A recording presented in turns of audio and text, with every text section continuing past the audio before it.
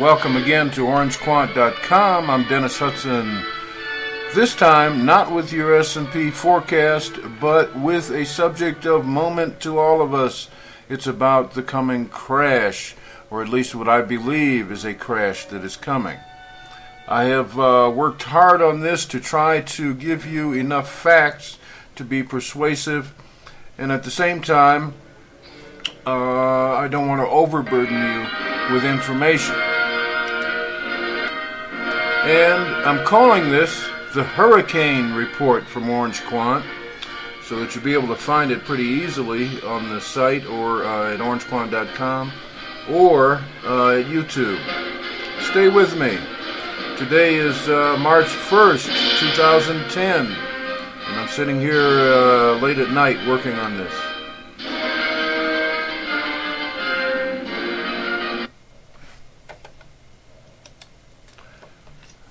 First off, I think it's important that I have something of credentials to show you so that you know I'm not just a raving lunatic here.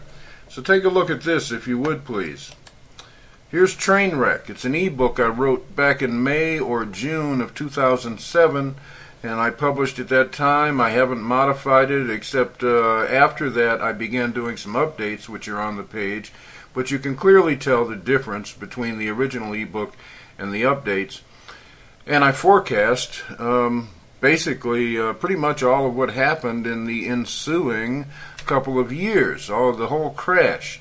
And I was laughed at, mocked, ridiculed, called a communist wrecker of the economy and everything else.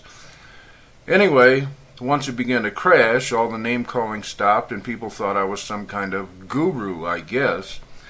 So, go and take a look at that. That's at whattalearn.com/crash.htm, and you will see that I was forecasting those events. It wasn't that I had insider information, it's just that I was looking at good information. On top of which, you can look back at the S&P and SPY forecast, the video forecast that I've been doing the last couple months, and you'll see that I'm running at about 85-87% accuracy. What we're going to take up here is a bit of fundamentals, quant, and technicals. And I'm going to lead off, I'm going to lead off with what you can do, or some of what you can do to protect yourself, and we'll get into more depth later about why you want to do these things and why you would not do certain other things. So, stick around. We're going to move on now to what you can do right away. Okay, first up, let's look at a SPY chart. How about doing that? I said we go right to what you can do. First, let's look at a SPY chart, and you'll see what I'm thinking. Okay, here's the S&P 500. When I say SPY, that's the ETF. That's the proxy for the S&P 500. And back here, this low spot over here that I'm circling right now is that was back in March up until March 6th of 2009, and you can see the S&P has gradually made a climb here. It's making a convex climb, which strongly suggests that there's another almost identical curve on the other side of this, or if not identical, there's going to be a drop.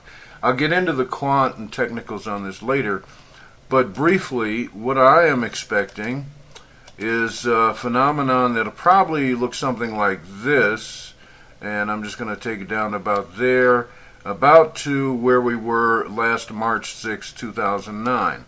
And that's quite a drop, and that is what I am expecting, and we'll get into the reasons why I believe that's going to happen, okay?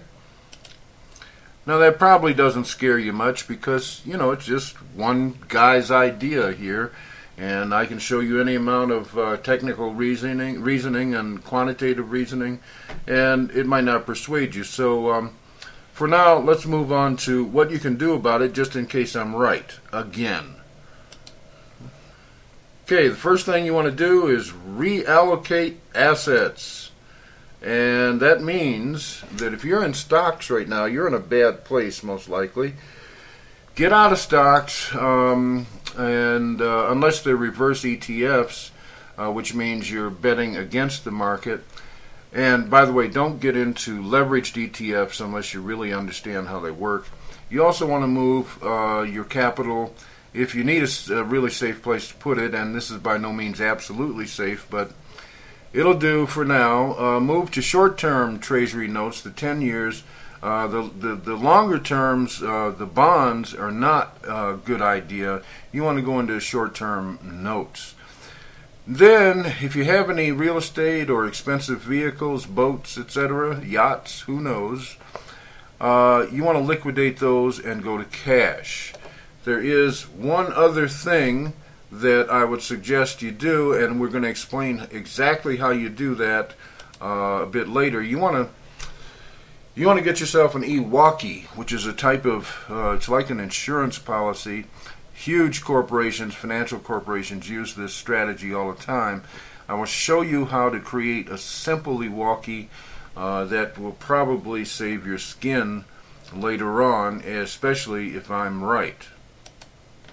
Again. So, again, reallocate assets, and then you want to consider getting an e-walkie, which is a simple thing to do. You just need to know what to do. And very quickly, here are some of the fundamental triggers that are just lying around waiting up for us to step on them so it can blow us sky high. Banks. Let's start with banks. Their sick loan portfolios. This is a snapshot of kind of where they were as of September of last year in 2009.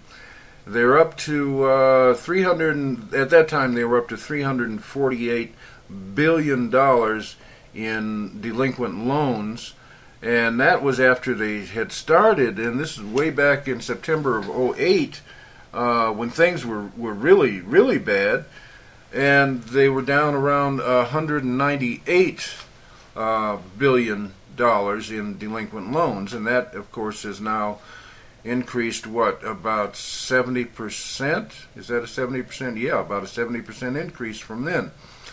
And this, I should point out, is during a time when banks started making money. Right about here, I'm drawing a little yellow line right in here.